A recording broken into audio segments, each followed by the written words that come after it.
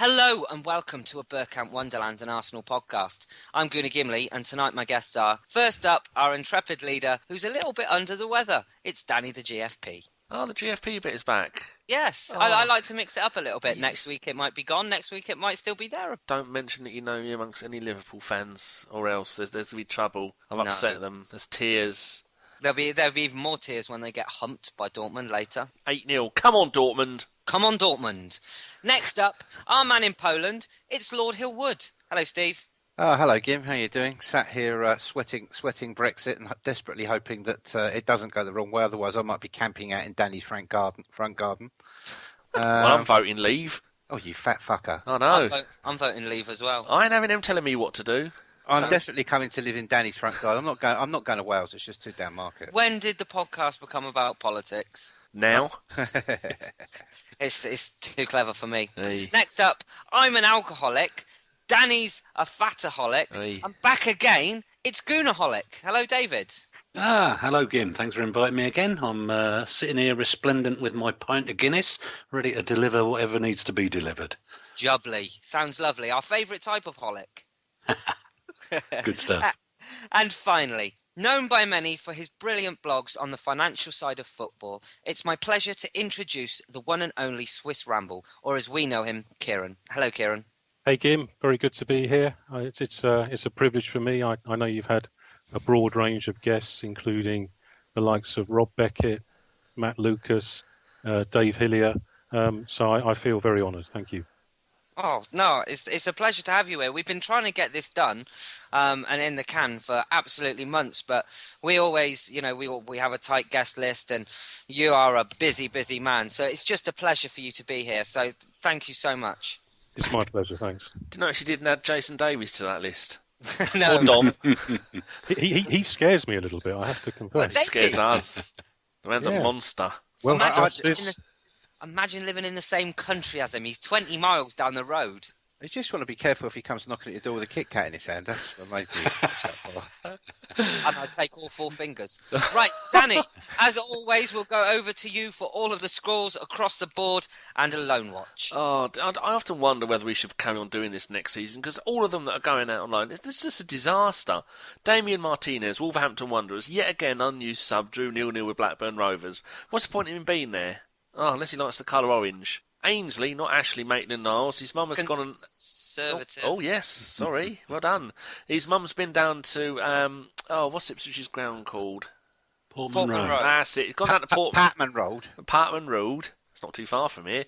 And she's given Mick McCarthy a slap in the chops, so her son's back in the team. No, that's not what it was. Apparently, right, he wouldn't let Maitland-Niles go off and represent England, so she left him a bit of a nasty voicemail message on his mobile phone, and I believe it was so nasty that not even Mick McCarthy knew some of the words that she used in about a 5-minute run. She has got previous though, hasn't she? Yep. She slapped someone in the mouth, didn't she? Yeah, well, they probably deserve it, and we agree with everything she says. She's quite clearly a nutter, and she's slowly ruining the boy's career. Yeah, there is that side of it, but I agree with everything she does in case she's ever visiting my lovely village and wants to try and kill me. I actually heard she's a Liverpool fan, Danny. Oh, Lord, it gets worse. Which means anyway, she automatically hates you. Yes. He started on the right-hand side. It's his first game in about 4. But then just before half-time, one of his teammates in central midfield got sent off, so they had to take him off and bring on another central midfielder. Anyway, they lost 3-1 to Brentford. Ipswich's season is dying on its arse. Chupa Chupa Apcom. All right, then, don't say it. For the third game in a row, he has not even been in the squad, and the other, he was an unused sub as they drew 2-2 with Huddersfield, that's Hull City, and no other player on loan. Yeah, that's it. And the other player on loan there, Isaac Hayden, like Chupper, he was not played in any of their last 5. I should get closer to the screen, my eyes are letting me down. Any of their last 5 games, and he's played 1 of their last 9 when he came off after 73 minutes. So there you go, that's 2 utter failures of loans, no point. John Terrell, who has been a fantastic loan, I'm looking forward to him coming back next season. Birmingham are having a real bad run at the moment. They've only won 1 of their last 7, and of those 7 they've lost 4. He was not in the squad as they beat Reading 2-1 on 2-0 on Saturday. Then he also played And they also played on Tuesday and lost 2-0 to Leeds, but he wasn't in the squad flat, so I've got to imagine he had some kind of injury. Wellington, the boot silver. Since they sacked Neil Lennon, Welly has not been anywhere near the first team. They were relegated this weekend after they lost 4-1 to Derby. Sad time for my mate Mick Dagger, the postman, who I rang in Bolton a couple of days ago. He says hello. Mick Dagger. That's his name, Mick Dagger. He's a postman. He used to be a season ticket holder. He's nearly 50. I've known him since he was about 17. Bloody hell. Went up there once. That's about 40 years. Coldest day of my life. We played him in the FA Cup and got a draw. Oh, it's horrible. Yaya Sano goals. He's back to Sano goals now. Charlton are about to be relegated. They lost 2-1 to QPR. Yaya started but came off after 34 minutes. So I take it he's had a knock. So basically he started but he couldn't finish. Hey. And 2 more losses and Charlton are relegated. Or it could be 1 more loss and then the other teams above them have 1 win and then it's all over. It's curtains. Oh, here we go. Another useless Arsenal reserve player. Glenn Kamara, Finnish international, born in Finland. I think it's Finland. Yeah, it is Finland. Yeah, I think so. Yeah, I can see the flag blue with white of a blue cross. Glenn was an unused sub as Southend drew 2-2 with Fleetwood Town. Glenn is 20, for fuck's sake, I've written here. Just release him now. Yet another shit youth player going nowhere. Oh, poor lad. We've probably got on to be Young Youth Offender of the Year. It wouldn't be hard. No, I think that's Bielik who's going to win that. And on to a bit of glory at last. As we know, Gideon's LLM. Na na na na na. Mana, mana. Oh. Na na na na. Mana. Na na na na. Banana. Na na na. Banana. 12-inch version. Dear. Done it to death. After winning the Scottish Championship, which is the second tier of Scottish football, Rangers went on to win the Scottish equivalent of the Autoglass Trophy, which is for all the teams other than Premier League Scottish teams, so the other 3 divisions. Zelen was an unused substitute as they beat the mighty Peterhead 4-0. At least one Arsenal player has won stuff this season. Not on about the Charity Shield, that doesn't count. Wojciech Szczesny... we're still with Roma and still their number 1 goalkeeper. They drew 1-1 with Bologna and they are, I think, 3rd in Serie A and they're on course for a Champions League spot. I think they get to, or maybe that's the qualifying spot. Off to France with Matthew Debuchy of Bordeaux. Matty started his first game in 6 as they drew 0-0 in Marseille, but he came off after 81 minutes. Probably caught cat AIDS and is now dead, the luck that he has. Right, yeah, well, I think my cats have all got it, they're giving it to me, so I'm dying. Under 21s, on Monday we beat league leaders Derby County. That is a massively important game. Derby were well clear at one point, with goals from Stefan Mavidi, and we went down to 10 men when Ben Sheaf got sent off for arguing with the referee for his second yellow. Then Caelan Hines scored the winner with half hour to go, so that was looking brilliant. And then on Wednesday we went to Wales, deepest, darkest Wales, and we lost 3-1 to 4th place Swansea. Serge Gnabry scored our goal. Wilshere played the whole game. Rosicky played 71 minutes. So, with only a handful of games left to go, Derby are top with 42 points. Arsenal on 40 with a game in hand. Aston Villa on 38, but they've played 1 more game than us. They really need to pull their fingers out. Otherwise, we're not going to get one of the 2 automatic promotion spots. The under-18s is utterly pointless. We beat Wolves they beat Wolves 2-1 at home with 2 goals from Eddie Nikita. That's 18 for the season for him, which is very, very good indeed. The ladies haven't played in a while. And there you go. The next thing I've got written is questions, and then a little picture of me naked on a unicorn. But I won't go into that. You'll go. Lovely. So first, then, we'll talk about Arsenal's 3-3 draw away to West Ham United. For his analysis, we'll go straight to Steve. Well, it all started rather well. We were quite motoring along quite nicely, passing well. We scored twice, and Iwobi 2 great assists, and it was all very nice. Apart from the fact that the favourite for the Grand National, Geordie Pisshead, talentless wanker, Roy Carroll, should have been sent off in the 4th minute for first of all a foul and then a retaliatory foul on Koscielny. I must have watched it about 4 times. I cannot for the life of me see how a referee has not sent him off there. He then went on to score just 5 or 10 minutes before half time. He then scored 2 more goals to level up the match. But during the remaining time he had on the pitch, he managed to commit about 10 more fouls, of which about 4 or 5 were at least a second yellow, including a rugby tackle on Koscielny in the penalty area, and also where he went in 2-footed on Ospina. And he elbowed Gabriel in the face, and then about 5 minutes later, the Gabriel incident where Gabriel kicked out at him, he actually pushed him over, didn't he? Both of those, I would say, even the elbow could be construed as a straight red. So yeah, absolutely. And for me, I think the game summed our season up. I think it was the old favourite cliche of a game of two halves, but this was, basically good old Arsenal back to their normal bottling, shitting their pants at dead balls, crap defending. Team left more wide open than a 15-year-old brass around the back of David Pleat's house in defence. And generally every dead ball that West Ham threw in there was like a bloody penalty. And scrambling around, out of position, players looking like they were half on the holidays already. And to be honest, again, exactly the same as we saw at Liverpool, chucking 2 points away. And for me, it was a bitter pill to take because, in the first 40 minutes of that game, West Ham weren't in it. And West Ham should have been down to 10 men. And, okay, I know people say, you shouldn't moan about refs. We were bad at defending. Yes, we were bad at defending.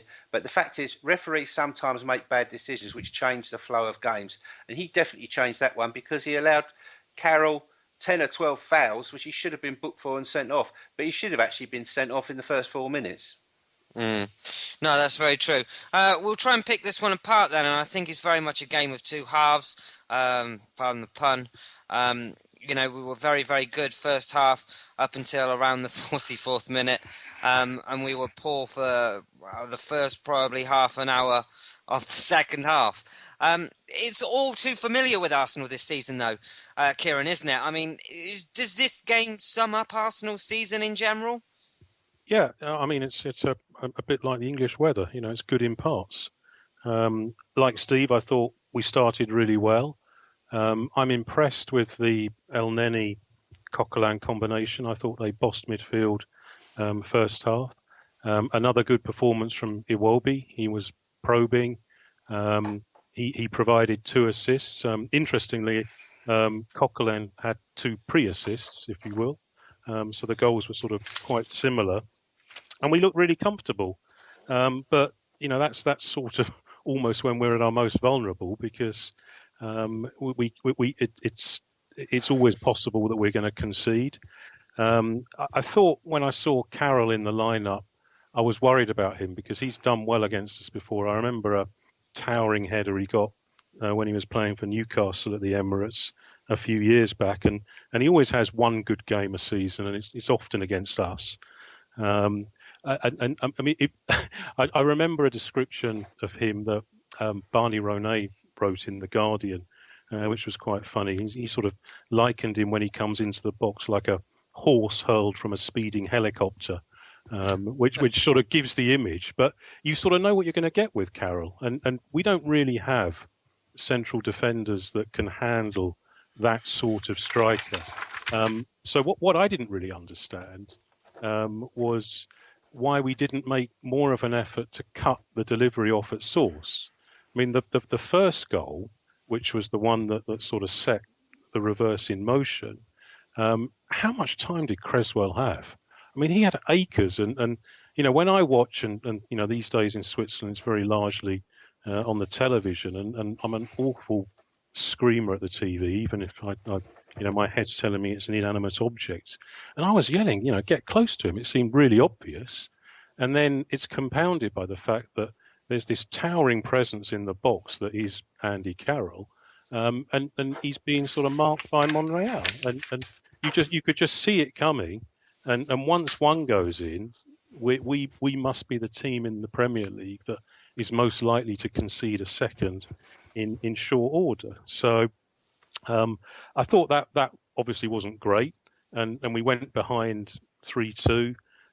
Which was also not that great, but credit where it's due. I thought that we did show some spirit, and it was a sort of fairly chaotic spirit when we sort of came back and equalised. I mean, Arsene took off the 2 guys I mentioned, El Neni and Coquelin, and basically went for a sort of Hail Mary approach, and And the last quarter of an hour, it was like watching a basketball match. One team attacks, then the other team gets the ball and attacks. So it could have gone either way. I was frustrated with Sanchez. That chance he had towards the end when he carved out some space really well on his left foot, and then he remembered that he hasn't got a left foot, so he cut back inside. But it's as you said, Gim, it's one of those performances that really encapsulates Arsenal over the last few years, where just at the point you get really encouraged and think we're really onto something here. This team looks good. Then it concedes, and then it looks like it could be a collapse. And then just when you think everything is over and there's no chance to come back, then they do fight back. But it's a long, long way from the controlled performances that we used to deliver a few years ago. And David, many people were moaning on the day that Ospina played over Cech. Some could say that was a controversial decision, as he's our best goalkeeper. Do you go with him if he's fit? And if he's fit, he should be on the bench. He was on the bench. So why isn't he playing? The second of all is very much a hindsight one. After the game, and Gabriel had a bit of a stinker, and everyone's going, well, why didn't Mertesacker play? But there wasn't one single person calling for that before the game. Those two decisions alone, David, what do you make of them? Both understandable in a sense. I don't think that the fact that we had Ospina in goal made any difference to the outcome, because I don't think Cech would have got the 3 goals simply because of the nature of what happened, where Carroll isolated himself against the 2 fullbacks, and we weren't very smart at getting a central defender across to help out. So Ospina, I kind of understand. Also, the word coming out from inside is that Cech is not yet 100%, but he's considered less than 100% fit. Cech is considered a better option than Matt Macey at the moment, which I don't know, maybe harsh on Macey, I don't know. As for the second one, Gabriel, I do think there was a case for, not ahead of the game, selecting Mertesacker. Carroll hasn't been playing, and there was no reason to suppose that he would do on Saturday. But I thought when we got to half-time, having been undone twice in the minute before a half-time whistle, I thought there was a case for bringing Mertesacker on to man-mark Carroll for the second half. But then isn't it easy to say with the benefit of hindsight? I wasn't privy to, there may have been other players who were less than 100% on the pitch after the first half, and so he wanted to keep players back. I just don't know whether what the conditions were there, but no, I would forgive both selections personally, but I know that's not a universal view.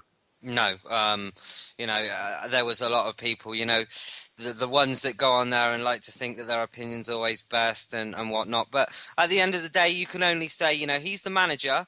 He's the guy that sees these players in training, has full updates on how fit they exactly are. So, he goes with what's best. Danny, we will stick with Gabriel. And as everybody listening knows, he was a 16 million arrival from Villarreal. And he looked promising at first, I think it's fair to say. He had a good... Yeah, then the whistle blew. Yeah. But there's a lot coming into his game that leads me to think he might be a bit of a loose cannon. Danny, what's your thoughts on him? He was the great white hope, wasn't he? Or Brazilian hope, where he was going to come in and he was going to take over from Mertesacker, but he's shown he doesn't know how to jump. And his defending is a little bit rash. That he's had a decent run of games so far, and he has not impressed me at all. He got a 6.8 Opta rating against West Ham, and I just think the whole occasions are getting to him. He doesn't seem to be the brightest person at the club. He's been there for quite a while now, and he still doesn't speak much English, does he? Which I think is a massive problem. I mean, what's he been in? It's got to be a year and 3 months, year and 4 months. Didn't we get him in the transfer window last year?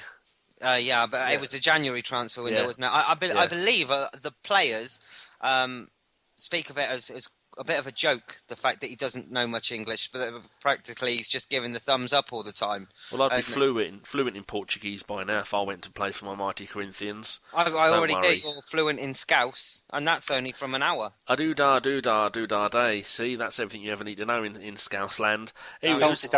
Yeah, he's a liability, and he doesn't seem to be getting any better. When we first signed him, he had the enthusiasm, but now people are on his back because we, as Arsenal fans, we all love someone to boo, and the current person that we want to boo is Paulista. Oh God, I've said it again because I'm reading WhoScored.com. Stop putting Paulista. His name's bloody Gabriel. You shits. Oh, keep doing that. It annoys me. So, yeah, if Mertesacker would have been playing, apparently Andy Carroll wasn't meant to be playing, and then I read somewhere that if Wenger would have known that Carroll was playing, then he probably would have played Mertesacker there because Mertesacker would have had him done for height, which I kind of agree with. There's nothing wrong with Mertesacker at the moment. I think maybe he just needed a few games out, not as big a run out as he is. But Chris has always said you can't play Gabriel and Koscielny together because it's a bit like playing Gabriel and playing Koscielny and Vermaelen together. They're both the kind of players that they're more mobile, want to get up and want to do a bit more attacking, whereas you need to have a Tony Adams and you need to have a Martin Keown. You need to have one type of each of your centre-backs. I don't really think he's got a future at the club. I know it's only been a year and a bit, but very rarely do I see anything of any interest from him that looks good. You know, Andy Carroll got a 10 out of 10 Opta. 10 out of 10. And that's not just for being a dirty, diving, cheating, fouling shitbag. No, it doesn't surprise me. Steve, I know you wanted to come in on this. Well, I want to go on to the subject of the defence because I've said for years that one of the biggest flaws with all Arsene Wenger's teams is this like Russian roulette from dead balls. We've become so appalling at defending them. It's like Russian roulette, but with 5 bullets in the gun instead of 1. And when you look at that West Ham game, we started the game okay, but the 2 players that were on the flanks, they weren't, Hector and Monreal were getting bullied all the time. Lanzini was having a go on one side, Payet was having a go on the other side.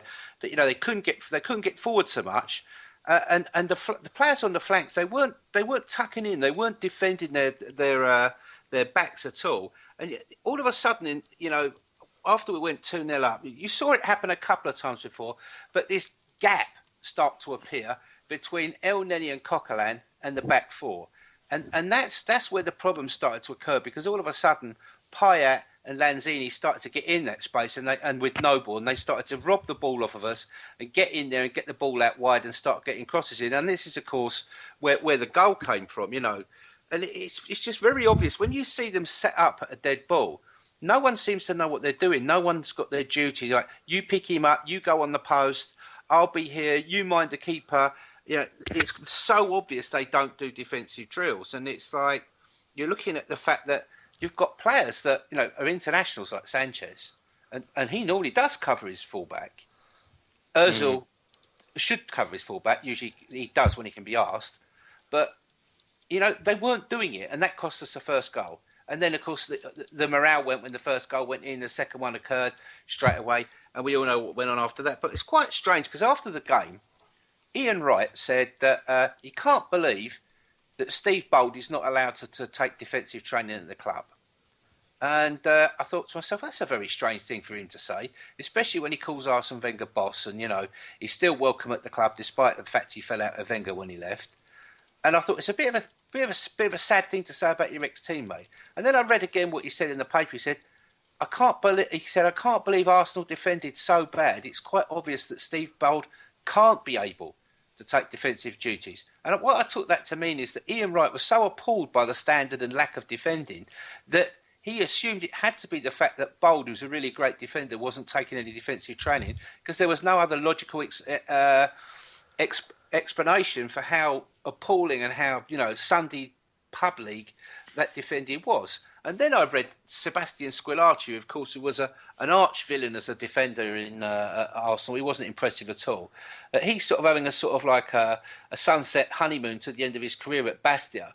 And he was actually saying that when he first came to Arsenal, he was, thrown into the deep end because someone got injured and he had to play for 20 games. And he was honest. He said, I wasn't prepared for the hustle and the bustle and the physicality of the Premier League. He said, but what really didn't help him was the way that Wenger set the team up so open in midfield. He said, I want my players to be able to express themselves. I want them to be able to attack. That's the priority. He said, and the problem is that once you get a big gap developed between the midfield and the defence and a player breaks through that and you've got one-on-one, you need really fast, mobile athletes who could stand up to and remove the ball off of those attackers. And if there's more than one of those attackers, that person can't do it. So Adams could do it because he was a brilliant athlete. Ashley Cole could do it because he was a brilliant athlete.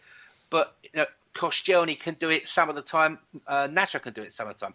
But mostly they can't. So that for me is where the problem is. And I don't think it's a question of buying centre halves. I think it's a question of allowing Steve Bold to take that back five and work with the midfielders in front of them to develop them into a stable unit who actually defend and who know what they're doing. Because they currently don't. No. I mean, this is a talking point that I wanted to try and discuss on the podcast tonight. And Kieron, we'll try and go to you to open it up a little bit more. But why do you think that our defending is just so poor at times? I mean, they do look absolutely clueless at set pieces. Yeah, I think that part of the problem is that Arsenal's strength is also its weakness. So if you take the fullbacks that Steve mentioned, a large part of our attacking game is dependent on the work and the delivery that the fullbacks provide. And if you look at someone like Bellerin in particular, I think he's exceptional going forward. Got a lot of pace, can deliver across. But the problem is it leaves us exposed at the back. And we have a bit more coverage now because we've introduced this sort of double pivot with Coquelin and El Neni. But for the team to function, it has to sort of move as one. I mean, this was a great tenet of Arrigo Sacchi's Milan. Keep the team short, or as he described it. And what part of the problem that we had at the weekend was that Sanchez and Ozil, who both do a lot of work. I mean, if you look at the stats, they put the sort of kilometres in, but I'm not sure they always manage to get back and help the defence out. So, I'm a great believer in helping the defence and making sure that the problems are cut out at source. I think that we don't really have a great central defensive partnership. I think it's pretty obvious that Koscielny and Gabriel don't really work together. I mean, in fairness to Gabriel, who I once tweeted hasn't got an ounce of composure, it is still relatively early days, and Koscielny wasn't that great in his first season, so there is still time for him to develop. But even so, it doesn't look to me as if this is going to be a partnership that we can rely on. Mertesacker, I think, is a bright player, but his best days are probably behind him. We have Chambers. I'm not even sure that the club knows what his best position is, whether he can really be a centre half for the future. So I sort of think that we don't really have the raw materials in defence. I don't think our central defenders are that good. But B, more importantly, I don't think the team plays to help the defence. And I think it can do. I mean, some of the best displays in recent times have been where we played very defensive and hit teams on the break. I mean, that performance we had against Manchester City last season away, I think was a bit of an eye-opener for lots of people because it proved that Arsenal could play that way. The challenge is to get them to go onto the pitch with that mindset consistently, not just on a one-off game. And David, you've heard everything said on here tonight, and I see Steve has put in the chat box as well, do you think that our defence is getting too old? Nacho at 30, Per at 33, Kos at 31. What's your take on our defence? Do you think that there's anyone in there that, could be surplus to requirements, or do you in fact think that we need to go out in the summer and buy an absolute worldie in the centre of defence? Surplus to requirements. You've actually saved me. I was halfway through typing a response to Steve. Surplus to requirements. The answer is I don't know yet. Possibly per Mertesacker. He will know in the summer whether he's got another season left in him. But the general point about the age of those defenders is, I think, a very reasonable one, because you don't want to get to a situation in 12 months, 24 months' time when you're having to replace 3 of your back 4 all at the same time. So, on that basis, I most certainly would go looking for a central defender at least this summer, and as good a one as we can get, because you do need to replace Mertesacker's experience and his positional sense and his aerial ability was very important.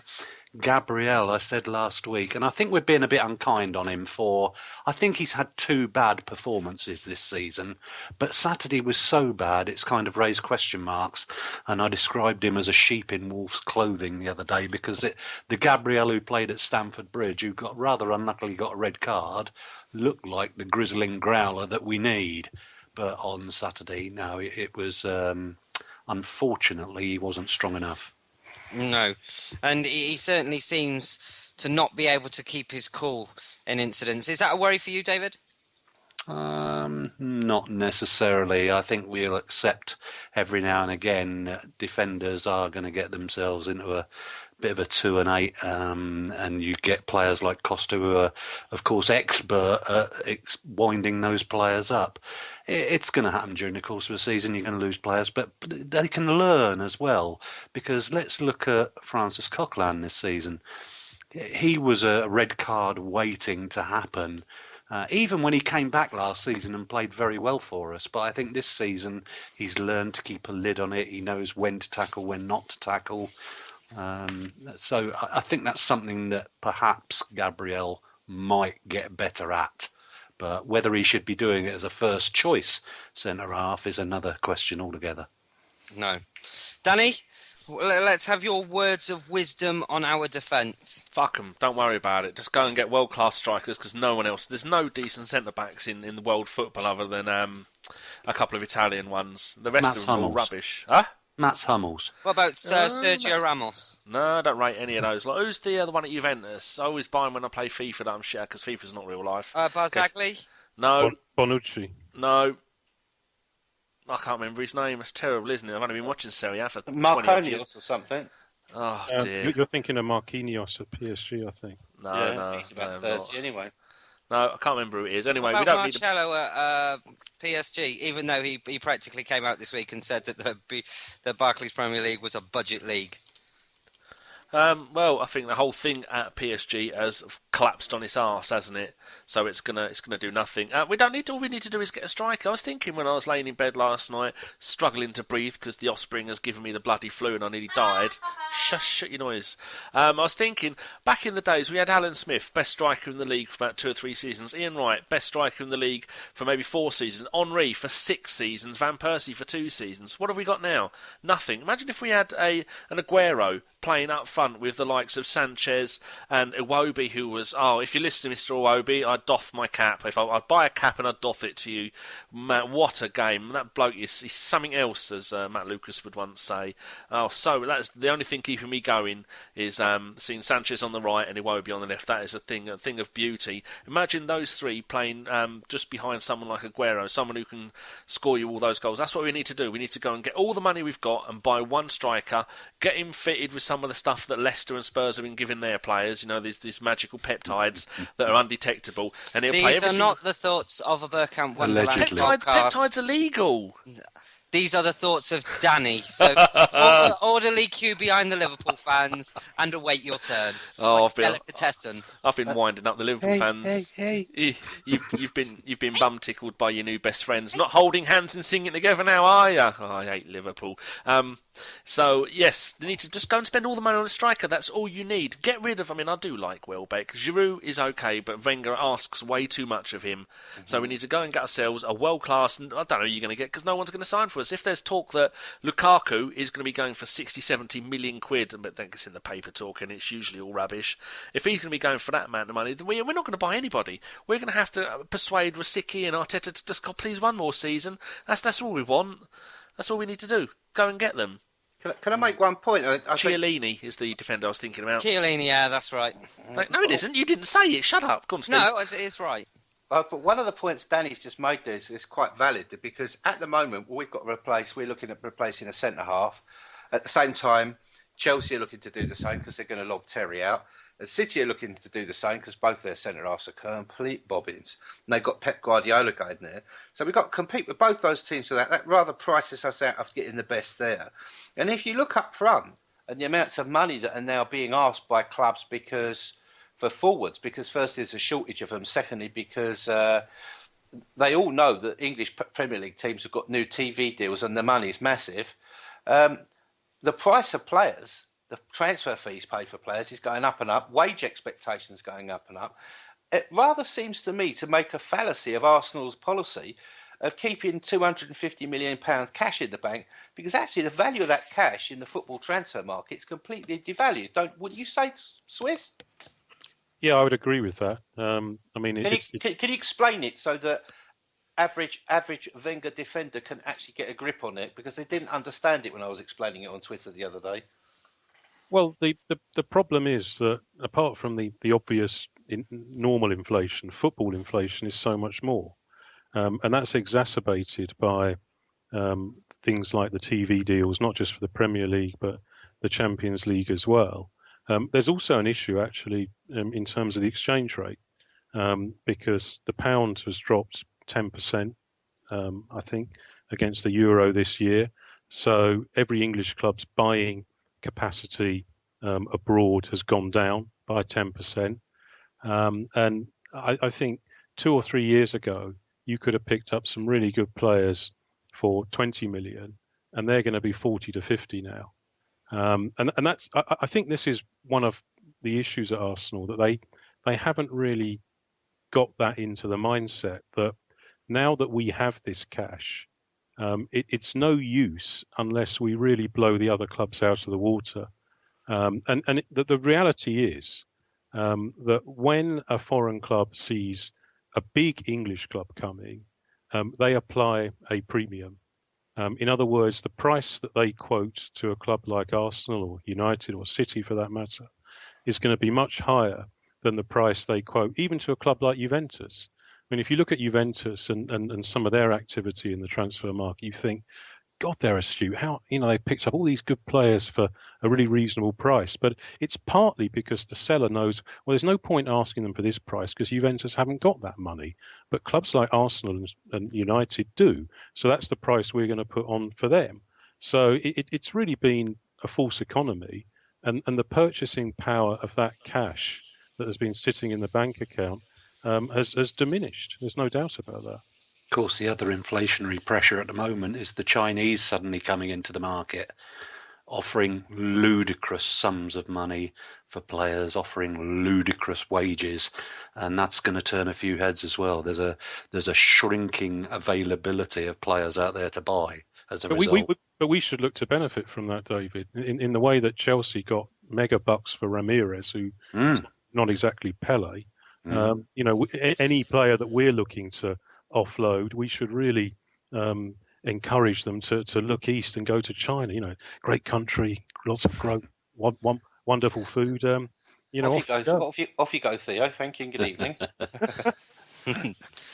Right, so we'll finish the segment on West Ham then with a simple yes/no question, and I think I already know the answer. Does this game mark the end of our competitive season, Steve? No. No. Okay. There's still a matter of hanging in there to finish above the vermin. Okay. Right. Danny. I wasn't really on mute. I wasn't listening to the question. I'll agree with Steve. No. I don't know what the question was.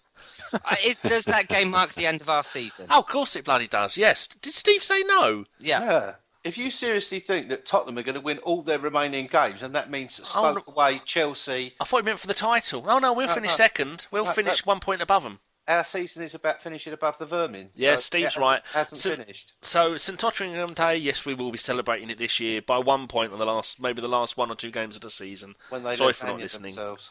I'm trying to find what what the letter O with 2 dots above it means. Okay. And I would agree with Steve and Danny's belated agreement.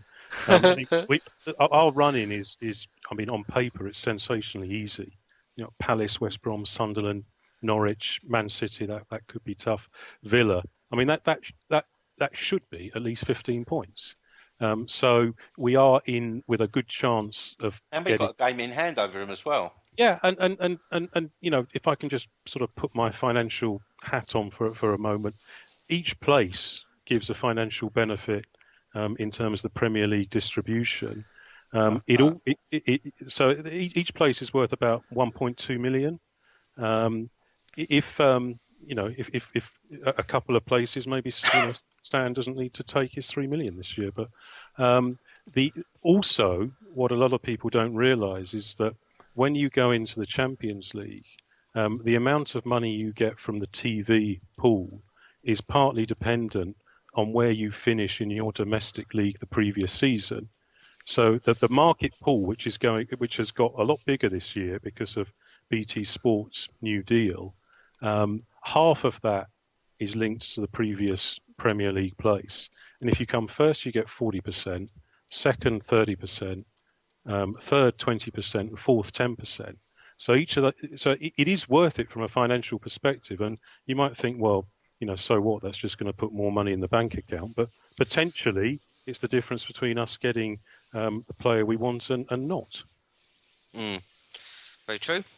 Right, the only person we have to come to is David. I would take from a purely football point of view rather than a financial point of view.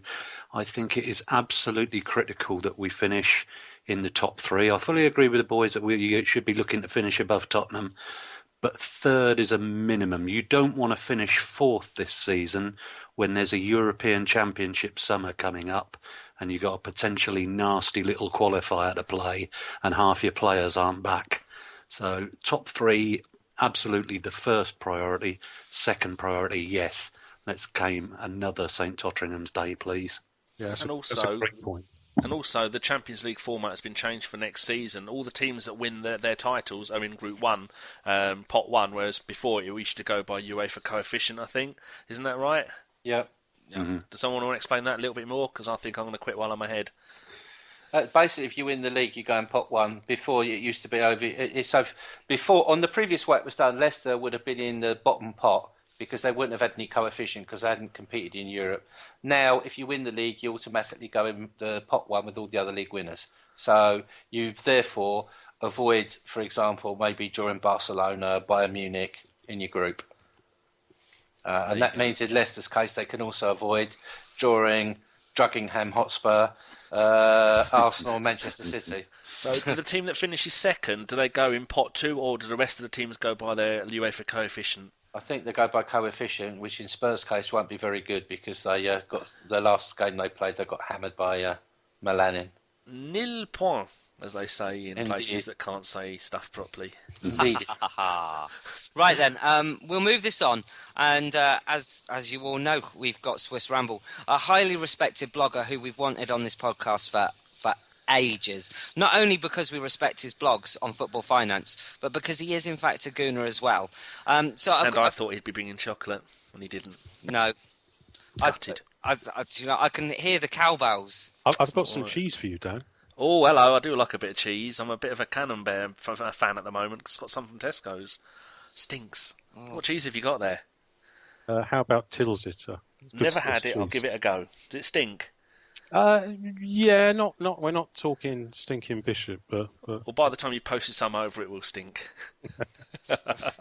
Go on, Gim. Sorry. Hello and welcome to a Cathedral City podcast. Hey, see what you did there? Okay,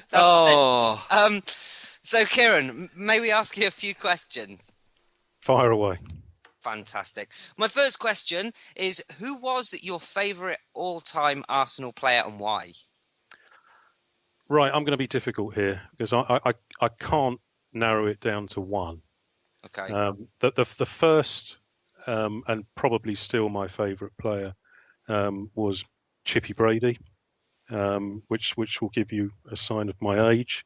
I mean, for a man that watched a lot of Arsenal throughout the 70s, after we won the double in 71, the team had some pretty torrid years, flirted with relegation, and Liam was like a diamond in a dustbin, pure class. I would also add in Righty. I and Righty for me is a sort of head against heart debate because even though he scored loads of goals, I'm not sure that he actually improved the team from what we had before. But I loved Wright. I loved his attitude. I loved his post-match interviews. You could see he really felt it. And you know, he was someone as an Arsenal fan you could really identify with. And his great mate Rocky Rocastle, all-time favourite. I mean, there's a video on YouTube. I'm sure you lads have seen it, which is a sort of little documentary on Wright, and it has two moments where you'd have to have a heart of stone not to well up. One is where he's introduced to his old teacher he hasn't seen for years, and then there's another moment where he's talking about Rocky, and you know that'll get the hardest of hearts. And then the other one that I would add in is Vieira, Colossus, the sort of player that I would absolutely love to have in the team now. And I knew this is I don't want to be to sort of impersonate the Chris Carpenter as a sort of hipster. But he will be overjoyed that you said his name. He'll be like I don't know. No, I know Chris, but I'd seen a little bit of Vieira when he was in France, and also when he sort of joined Milan. I lived in Milan for 3 years, and Milan is my Italian team. I had a season ticket there for 3 years, so I used to follow them quite a lot. So I knew a little bit about Vieira, and I remember his debut when he came on. I think it was against Sheffield Wednesday, and the team wasn't looking that good, and he came on and he just looked brilliant from the first minute, and he would definitely be up there in my all-time favourites. I think that all of those picks would have the ABW seal of approval, apart from the one and only Mr. Bergkamp himself. My next question, what is your best Arsenal memory? Yeah, this is a difficult one. I mean, there are obvious moments, Anfield 89, the 3-2 Cup final win against United. I was there. I was also there for the awful defeats against Ipswich and West Ham. But the one I'm going to go for is in 1980, Cup Winners' Cup semi-final, Arsenal against Juventus. And the reason it's quite memorable to me is that I grew up in Brighton. I went to school there, or Hove actually, and I really, really wanted to watch this match. So one of the rare occasions I bunked off school, went up to London. I must have been one of the first people in the ground, and the crowd was immense. It was like 54, 56,000. Fantastic atmosphere. Juventus then were probably the best team in Europe, certainly amongst them. It was a really feisty game.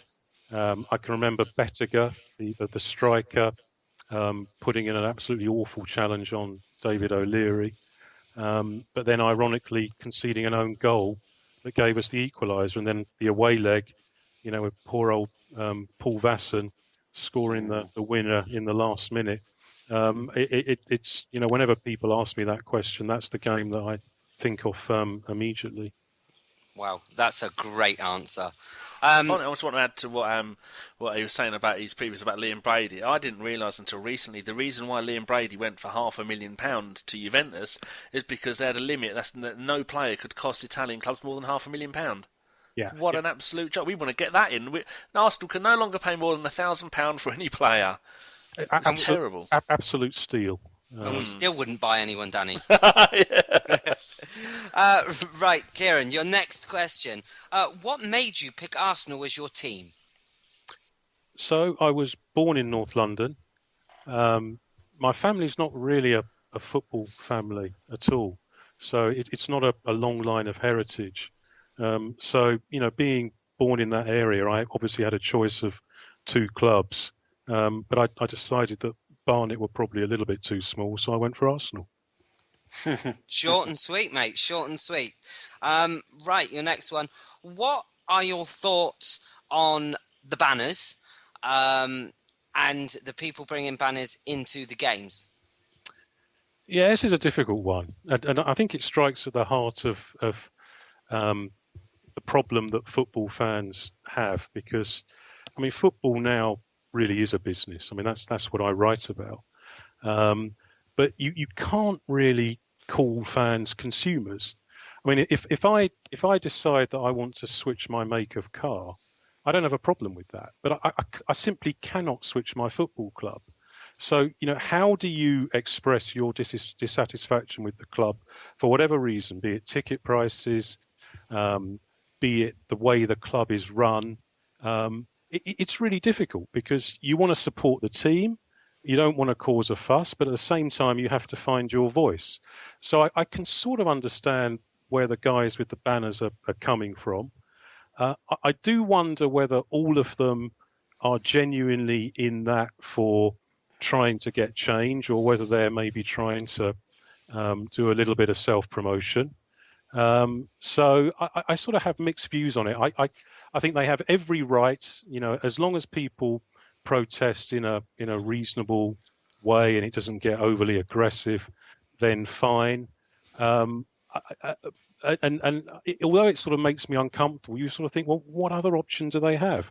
The only other option is that you just don't go to the game, and if you're not going to the game, you're cutting off your nose to spite your face, because that's what you want. You want to go to the game to watch and support your team. So it's difficult.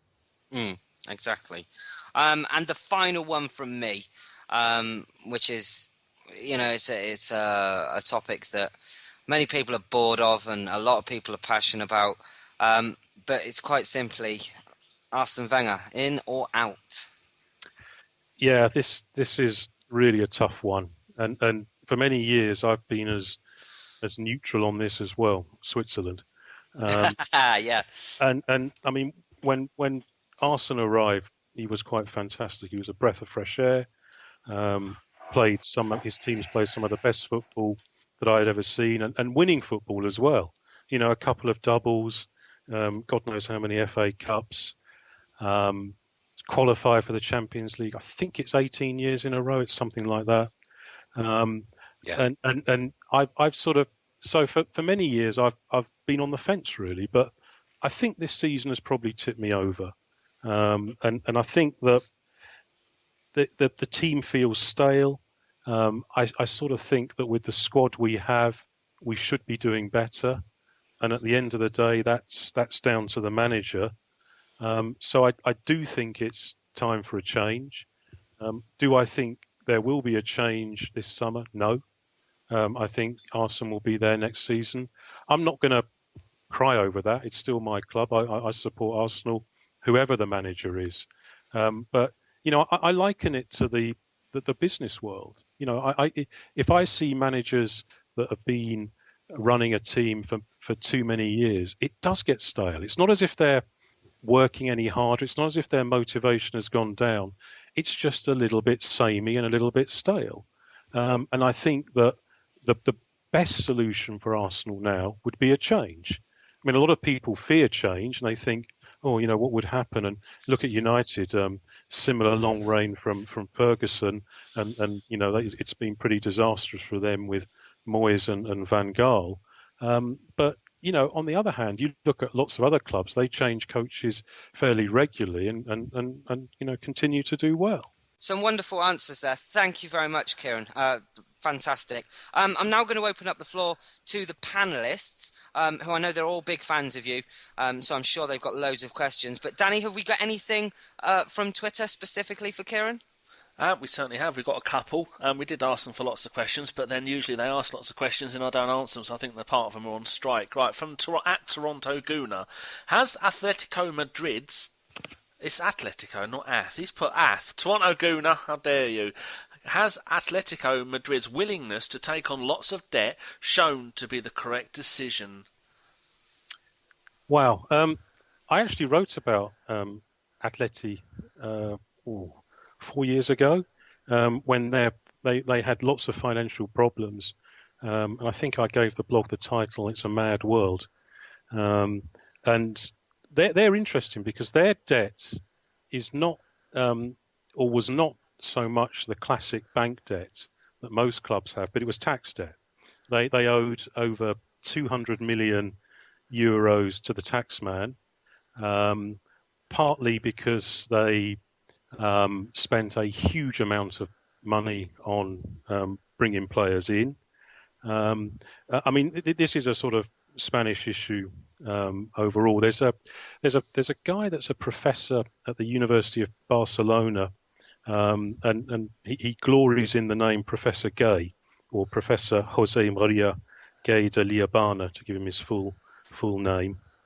And he said something like that football was a mirror of the general economy in Spain, and for years the country had been spending beyond its means, getting deeper and deeper into debt.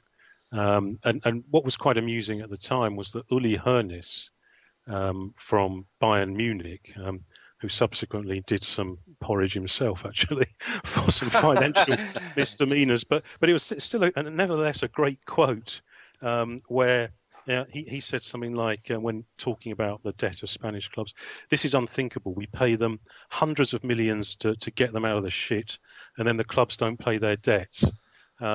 Anyway, coming back to Toronto Gooner's question, Atleti have gambled, and in their case, it's obviously worked, both on the pitch, where they won La Liga in 2014, and they reached the final of the Champions League. So that success on the pitch has converted into financial improvements. They got a huge amount of money from the Champions League. So last year, just in prize money, they got 44 million euros, which, to put it into perspective, Arsenal got 36 million. And as a result of that, their debts are much lower. So the 200 million they owed the taxman is down to something like 75 or 80 million. So it's worked. Clearly, it could have gone the other way.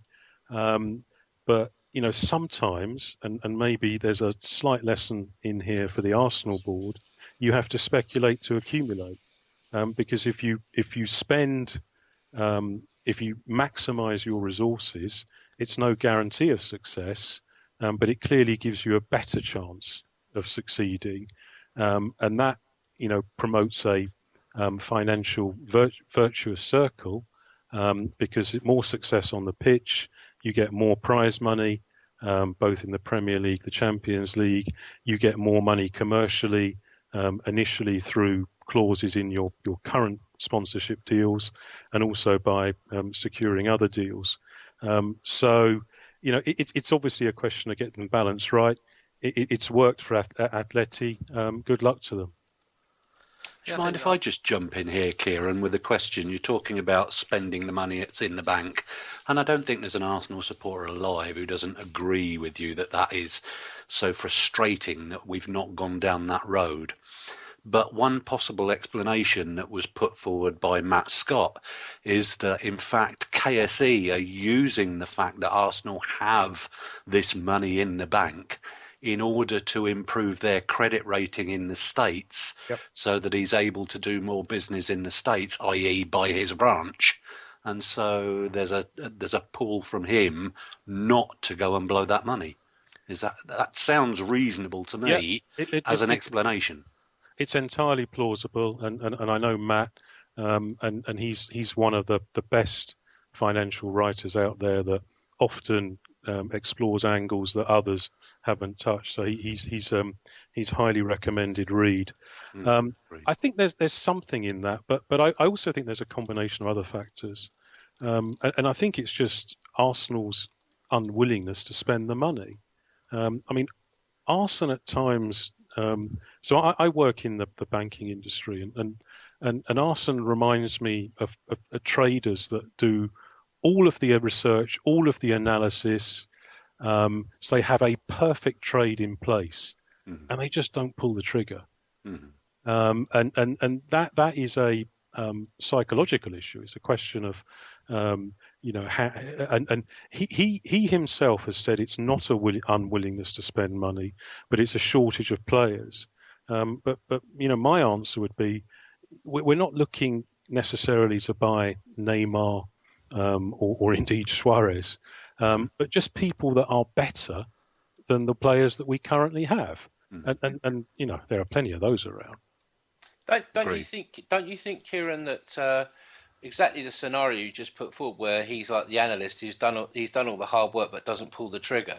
Don't you think as well, though, that is rather symbiotic with Kroenke's wish to keep that cash in the bank? I mean, as a banker, you obviously know that banks don't look at a extremely wealthy individual like Kroenke as a set of assets, and each of those assets have credit ratings, but they look at him as the owner of those things and the sum value of his assets, and they decide, well, he's got access to assets worth 7 billion quid. He's got 6 billion quid of his own money. His wife's family have got X.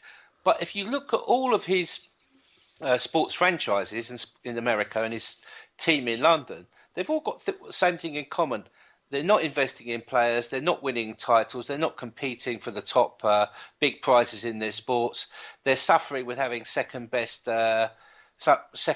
players, and they've all got large amounts of cash in the bank. Now, I think what Matt Scott's put forward is quite plausible, because if you like, in commercial real estate, investment fund who is going to invest, say, in buying land to build shopping centres in Poland, the bank who are going to lend them, or the banks that are going to lend them the money to do that and finance those deals, they are looking at the value of that investment fund's assets across the whole world and the amount of cash they've got in the bank. And if you're going to say, for example, need $500 million to go and build a stadium for the LA Rams and move them to LA and all the associated costs that go with that, then, if you can reduce your borrowing by, say, 0.5% across the evil empire, then, 0.5% off of whatever the interest rate on $1 billion is a shitload of money. Yeah, I don't disagree with you, Steve. I think that to an extent, we're victims of the level of success that Arsenal has delivered, because it's been consistent top four over the years, with all of the financial advantages that come with that. My argument is that if you spent a little bit more, you don't have to empty out the coffers, then that would give you more chance to get into the absolute elite list of clubs. I mean, Arsenal, they have the 7th highest revenue worldwide. They have the highest cash balance worldwide of any football club. They can do more. Yeah, and they don't have to go crazy to do it. It's no brainer, isn't it? I mean, if you spent, say, for example, 65 million on a forward who's going to score 35 goals and win you the Premiership, what's the prize money for winning the Premiership? How much does that increase your share of the Champions League pot? I'm guessing that winning the Premiership, probably you're going to get 60, 70 million quid, and that extra percentage of your Champions League pot might be is 40% of the pot. So you actually would get that money back you paid for the striker, the fee, pretty quickly, wouldn't you? Yeah, and there's 2 points I'd make there. One is that it would really give a kickstart to our commercial income. Now we've got over 100 million, which sounds fantastic, except it's the lowest commercial revenue of the top 10 money league clubs, with the exception of Juventus. All the other clubs earn more commercially. Liverpool earn more commercially, Chelsea earn more, United earn literally twice as much as Arsenal. So you need to sort of put the stars and the success on the pitch to boost the commercial income. The second point is the 65 million you mentioned, Steve, which is coincidentally the amount of money that Barcelona paid to secure Suarez's services. The details of that transfer were leaked recently, and it was quite interesting because what it confirmed is not only the price but the nature of the transaction, namely a series of staged payments. So when Barca bought Suarez, they only paid 13 million in the first year, and then another 26 in the second year, and the final 26 in the third year. So this is a point that people need to be very conscious of when they look at the cash balances. And people are always asking me, tell me exactly how much cash we have to spend.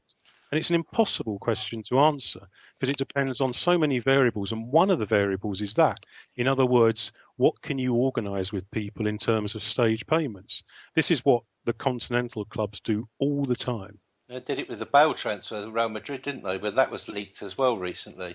I mean, the other thing as well is I don't think people appreciate is that when you strike a deal with somebody like Puma, for example, who's an ex-client of mine, you've got that deal in there for them to be the kit and they supply merchandise, and it involves certain payments based on performance. So if Arsenal win the Premiership, Puma have to pay us another payment. If we win the Champions League, there's a bigger payment. So all the commercial sponsors for partners we've got already, they all have those in their contracts. So right. if we did play that 65 million, we bought a striker. He starts scoring the goals. We say, for example, we won the league and we got to say, I don't know, the semi-finals of the Champions League or even the final. Let's say we even won it.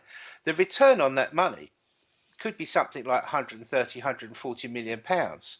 But you then got to try and factor in how much extra kit will we sell? How many extra Arsenal memberships will get sold of that? How many more new fans will get recruited because of that? How much more merchandise gets sold? So the exponential ballooning of that success is almost impossible to calculate. If I could just play the devil's advocate for a moment, though, Steve, it could all go very Leeds United as well. No, absolutely.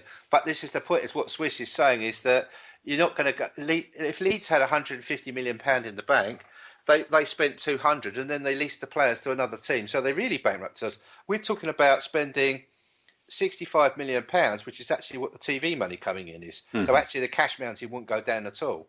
Yeah. And you're not, if you buy, as Swiss said, if you buy a player for 65 million, you might be able to do a deal so you pay for him over 4 years. Most clubs. I think that happens pretty generally with English clubs as well as the European ones. And if you look at Arsenal's cash, it's about 40% of the entire cash in balance in the Premier League. And a couple of years ago, it was actually almost half. So, you can comfortably spend an awful lot of that without going anywhere near doing a Leeds or a Portsmouth.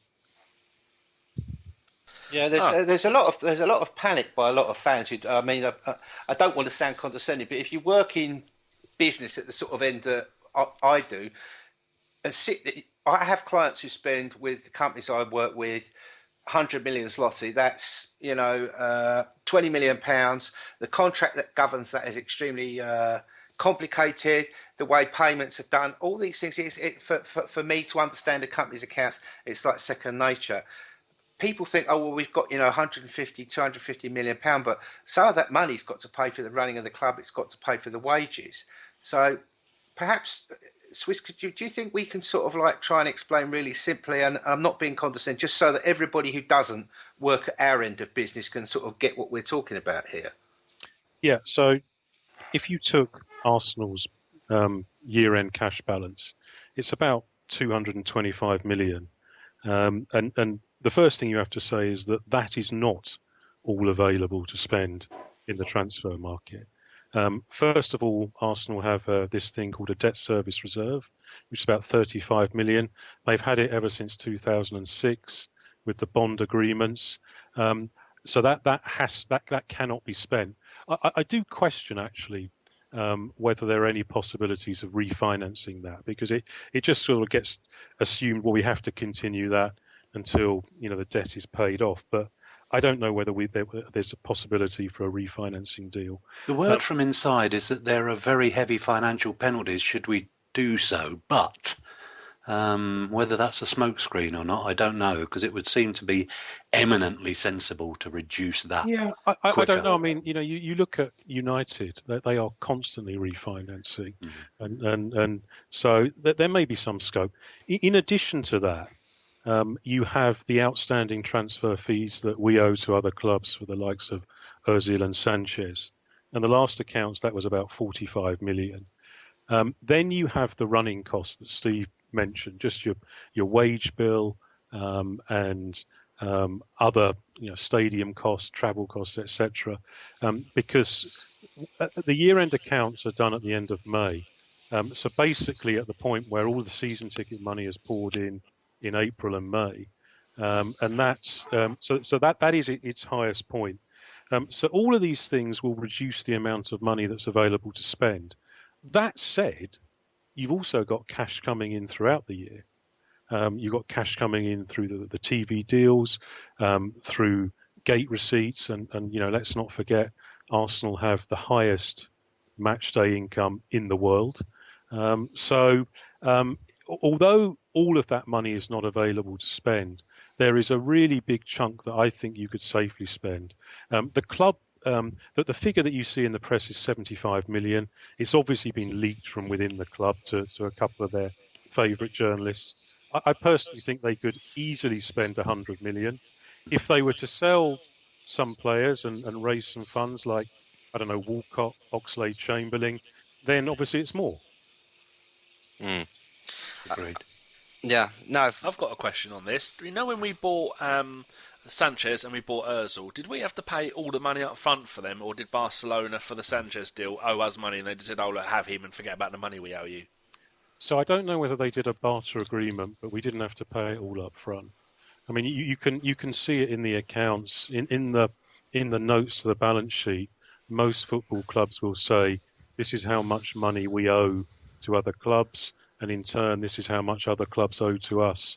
Unfortunately, the English accounts are not as detailed as some of the foreign ones. So the accounts in Italy, for example, will normally tell you how much is owed for each player. Ditto for Spain, but unfortunately not in England. So how knackered would we be? Because Ozil signed a 4-year deal when he joined us, or was it 5-year?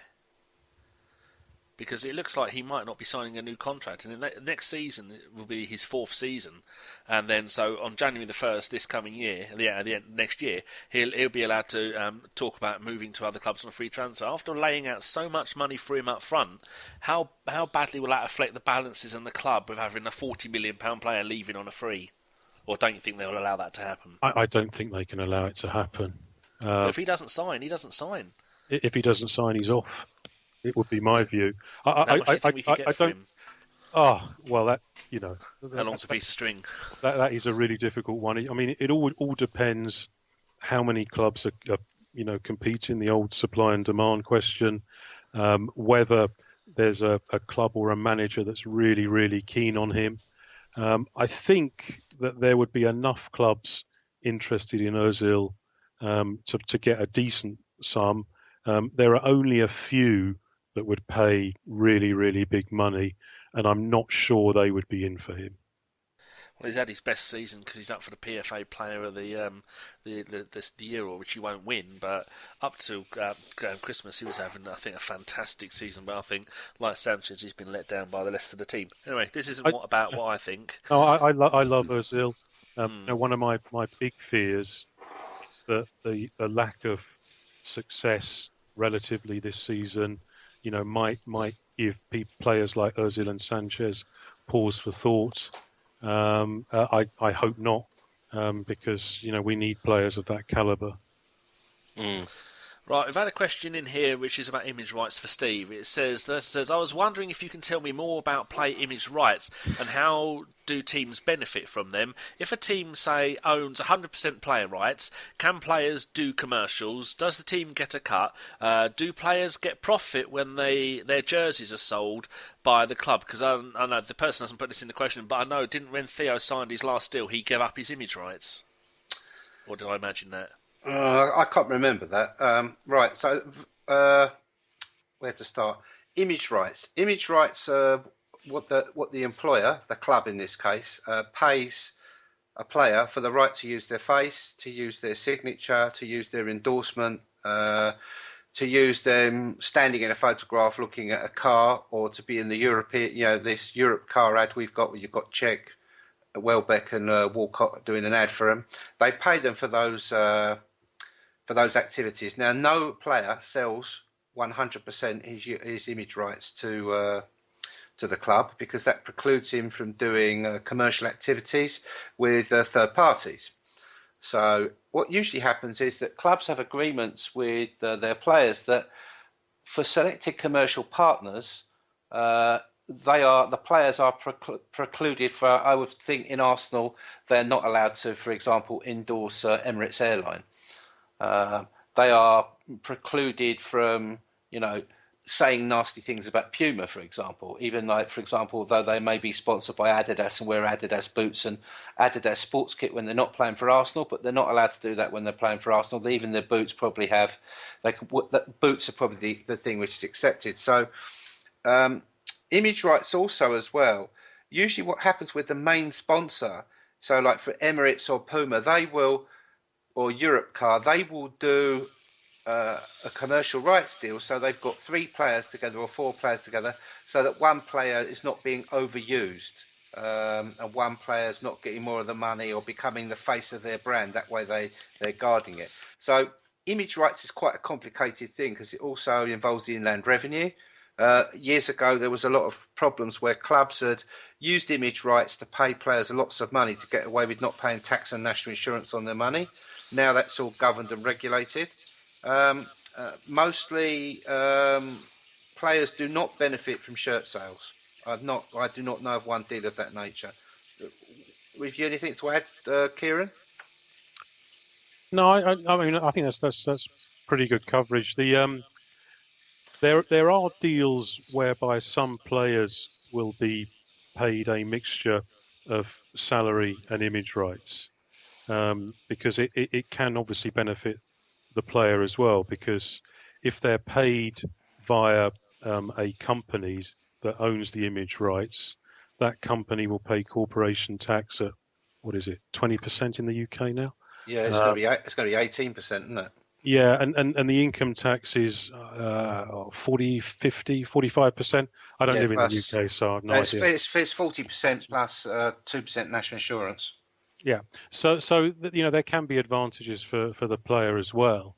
I think what is interesting is that as the wages go up, I suspect there will be more of these creative deals. I mean, we've probably all read in the newspapers of footballers involved in sort of offshore companies, and also getting stung in some fraudulent deals, and the government coming after them for various investments where they've been poorly advised.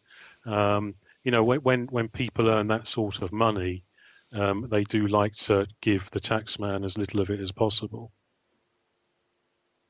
Yeah, true. I mean, there actually was a big scandal. I think it was Glasgow Rangers. That was one of the things that actually led to their financial demise, was that they were allegedly using image rights to avoid playing PAYE and NIC. And this opened up a can of worms. I think nearly every Premiership club has done a settlement with HMRC over this, including Arsenal. Yep. And now you have to nominate proportions you're going to pay, and they have to agree it.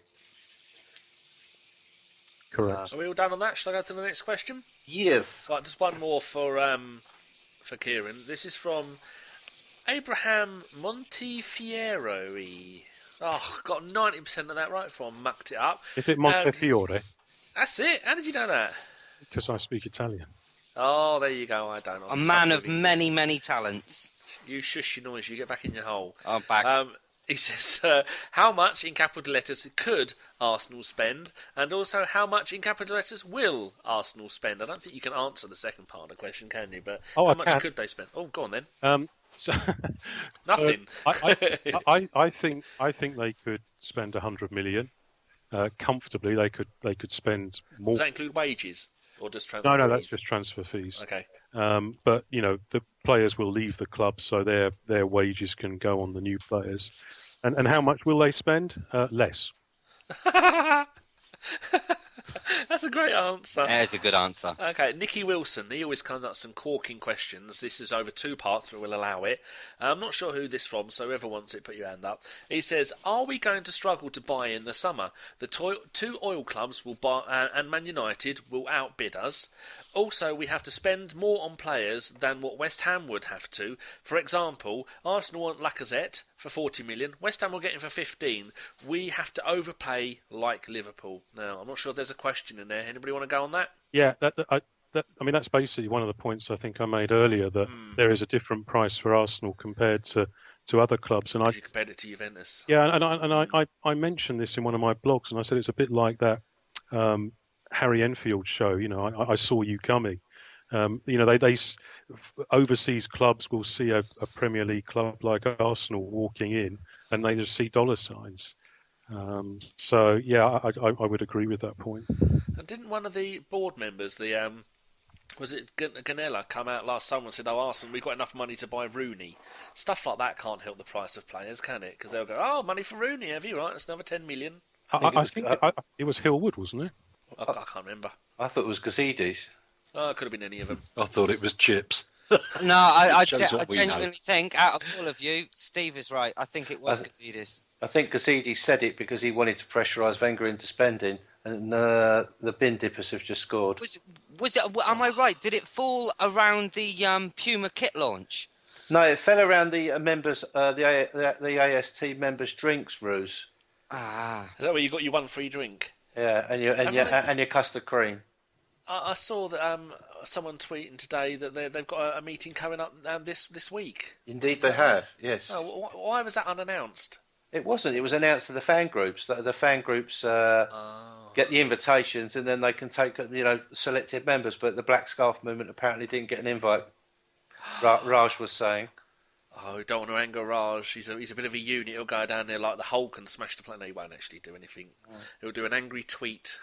Right, another question. He says, okay, at Goona in Cali, other than the odd 3, who could be leaving in the summer? Are there any surprises? Mr. Hollick, have you got an idea for that? There are 1 or 2 have been suggested, and I think possibly one of either Alex Oxlade-Chamberlain or Theo Walcott would be candidates. The only thing I can see against that is a homegrown player that we're potentially letting go. But now with Iwobi coming along, I think the 2 of them are a luxury. And Dan Crowley and John Terrell. Am I right? I read a story earlier that said Alex is set to turn down a new 90 grand deal that the club are about to offer him. Oh, well, at least it shows he's got ambition. I know FK was saying today, hello FK if you're listening, he said that he doesn't want any of the homegrown British core to leave. No. I don't think you can expect them to stay because so many of them are doing nothing. They're picking up money and none of them are going to get any better apart from maybe the Ox. Theo Walcott was voted, I say voted, Theo Walcott is statistically... You nearly didn't come out right. Very nearly. I'm not as bad as you with acting. Oi! Right, don't anyway. You start. Don't, bitch got claws. Right, anyway. The thing that came out this week that Theo Walcott was statistically the 3rd worst striker in the whole of Europe, as in goals. Or was it 750 grand a goal? Yeah, something like that. Or was it 475? Yeah, something ridiculous like that. I mean, I think for me... the problem is that you just know that if Theo or Oxlade-Chamberlain went to another club and they used them in the right way, we'd be cursing it in a year's time. That is very true. See, the thing is, like, I put a tweet out this week and I said that the problem with the Arsenal fan base and the players is the That'd be same. a long list. No. It's that basically they all think that they're better than they are. Do you know what I mean? There's so many players at Arsenal. Theo Walcott thinks he's a worldie. Fucking wake up, dickhead. I mean, look at you. Look at your career. In effect, I'd look at Theo Walcott's career and say that he's spunked 10 years of it up the wall. You know, Alex Oxlade-Chamberlain. Really? His highlights reel? Wow. Where'd you go with that? 13 seconds on YouTube? I know, just saying. For me, I mean, I think there's there could be quite a big clear out, but I don't think there will be such a massive clear out as there could be. I mean, you could be okay. So the syrup's going. Flamini probably either Flamini's going to go or he might stay because he's Ozil's mate. Thomas Rosicki's definitely gone. I think Theo Walcott will be sold, and I think he'd be sold first of all, firstly because he's not producing, he's got stage fright, he's hiding in games, he doesn't want to play out on the right, he can't play up front because he can't play with his back to the goal, he's not scoring goals, his confidence is shot, and I don't think his heart's in it at the club, and he's for 10 years he's supposed to be at the peak of his career. Well, if this is the peak, I'd hate to see the fucking downside. He's like Wenger though, Steve, isn't he? He's another one of those players that's just so set in their ways. But the point is the fact is the club, Theo's a nice bloke and he's very intelligent, very articulate. But for me, he's not a footballer. Chris Waddle got coated for saying that Walcott hasn't got a footballing brain, but I'm sorry, it's correct. Walcott has to make a decision. Walcott fucks up, and for me, I would keep Alex Oxlade-Chamberlain. I think he shows that possibly, if he was developed properly, got a decent coach, he really could be something. I would keep him, but I just don't see keeping Carl Jenkinson. At any point, is he going to be good enough to be an Arsenal player? He wasn't good enough to be a West Ham player. He kept getting sent off there every 5 minutes. There's a question over Kieron Gibbs. People say, well, Kieron wants to stay and fight. That's very admirable. But the problem is Kieron's also made of glass. And I think this is another problem that we've got to stop buying players who are prone to getting injured all the time. Then there's a question about, do we keep Aaron Ramsey? Does he fit in the side? Because he can't play in the centre of park because his recent performances have been appalling when he's been given the chance to play there. He doesn't really like playing out on the right. And to be honest, now you've got Iwobi and Sanchez playing out on the flanks. Do you really want to put him out there? No, not when he's giving the ball up as much as he does now. So where can he play? Oh, we can play at number 10. Yeah, well, Ozil plays there and he's the best player in the world in that position. So, yeah, thanks and goodbye. So that actually, if Ramsey's prepared to be an impact sub, then he's got a place in the team. But overall, for me, I think the biggest problem with the English core is that it's too easy for them, the Szczęsnys, the Wilshires, it's too easy for them to sit there and collect their money and strut around being Mr. Big when actually they're doing fuck all. They're not challenged. They're not pressurised. They're not under it. They don't feel under any obligation to actually start earning their money. So I think a clear out would be good, but we all know in reality it ain't going to happen. Look at the amount of passion and effort that Iwobi puts into every moment he's on the pitch. I don't think Theo has ever done that in the last 5 years, has he? No. Look at the way he runs at people, Dan. Yeah. I mean, when was the last time Walcott ran at another footballer? Must have been about 5 years ago. I mean, probably when he scored that goal in the FA Cup, he ran towards one of our own players. Somebody tweeted me last night. They said, "Can you imagine what would happen at training if Simeone was suddenly appointed as Arsenal manager and he saw Walcott and the Ox fucking around?" Walcott would be putting in a transfer request to Ken Fryer in tears, and the Ox would be hiding in Per Mertesacker's locker. It is sad because we had some. I remember when we first signed Theo Walcott, when we were at Highbury, and we were all chanting Walcott, Theo, wanting him to come on. And he's just. I think the worst thing for Theo's ever career was scoring that hat-trick for England. So then you could never live up to that again, can you? Against Croatia. I mean, I think he's been a bit unfortunate, and just before he got injured against Tottenham, I thought Theo was flying. I thought that was his best period in an Arsenal shirt. But since he's come back from that injury, he's not really been at it. I mean, I wrote a whole 2-page book on him for Gunnerstown about the Walcott conundrum, I called it, and I basically went through all his stats, 5 years, his injuries, everything that's gone on. I basically said, Arsenal got a decision because the amount of money that his deal the new deal that they shouldn't have gave him cost, basically it stopped us signing another player of the calibre of Sanchez or Ozil. But didn't they give him the deal to stop him from leaving? Yeah, because because of what he's done. Well, yeah, to stop him from leaving because I think Wenger felt that, and Dortmund had just gone 3-1 up. Get in. He did it twice because he was able to get in, use his agent when RVP fucked off to Man United. He was able to get in and renew his contract at a high rate because the club felt that they wouldn't stand for another player leaving. And then he's done it again recently. He's now on 140 grand a week for hiding in midfield. But the point is that when I wrote that article, the dog's abuse I got off of people for pointing out that he's lived off one good season for 5 years, and that we're paying him £560,000 a month. Just think about that for a minute. That's 600 grand basically. It's £7.5 million a year for 4 years. That's £30 million. That's the cost of Alexis Sanchez. Huh. Well, what? To have Walcott sitting there like a top shop dummy, hiding behind someone's back. What they've basically done is they've done what they did with Sol Campbell, except that Sol Campbell came from outside, but they've given his transfer value to him as wages. Yeah. Sol was an absolute legend, and every minute he was on the pitch, even when he come back, he was fantastic. Put more effort in than Theo does. He was worth it for the piss boiling of Middlesex facts. Absolutely, nothing else. I don't think anybody dislikes Theo. We're just disappointed that after 10 years, this is what's happened to his career. I mean, remember when Ray Parlour left? They let him go on a free transfer because rather than giving him a testimonial. Do you think there could be some kind of deal like that with Theo? Not letting him go on a free, not by any stretch, but... It's a bit different. I mean, Ray Parlour was let go on a free transfer because it's to pay his wife demands off. But, I mean, no way Theo can be let go on a free. He's a Liverpool fan, and Liverpool would be the club, or Newcastle would be likely to buy him, because he won't go abroad, I don't think. I think if he went to either of those two clubs, they'd easily pay 25 or 30 million quid for him, and they'd pay those stupid wages, and we should bite both their arms off and run away laughing and pissing ourselves laughing, because once he gets comfortable there and he's not got a contract to fight for, he'll do exactly the same. And when he comes to play at Arsenal, you won't see him for the whole 90 minutes. So what are we going to do about Rosicky and Theo? Because they're both due a testimonial. They've done their 10 years. But players don't have testimonials now.